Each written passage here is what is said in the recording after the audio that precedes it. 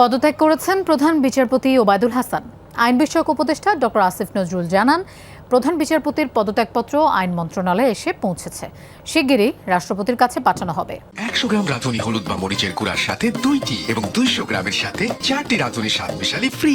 পুরো কার্যক্রম শেষ করতে কয়েক ঘন্টা সময় লাগবে বলেও জানান তিনি।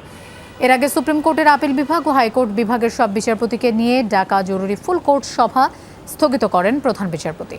শনিবার সকালে ভার্চুয়াল মাধ্যমে বিচারপতিদের সভাটি করার কথা ছিল, তবে সকালে বৈষম্য বিরোধী ছাত্র আন্দোলনের প্ল্যাটফর্ম থেকে এক বার্তায় সুপ্রিম কোর্ট ঘেরাও কর্মসূচি ঘোষণা করা হয়। কার্জন হলের গেট থেকে বিক্ষোভ মিছিল নিয়ে কোর্ট প্রাঙ্গণে যায় শিক্ষার্থীরা।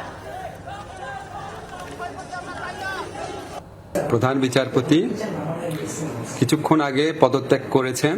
ওনার পদত্যাগপত্র ইতিমধ্যে আইন মন্ত্রণালয়ে এসে পৌঁছেছে।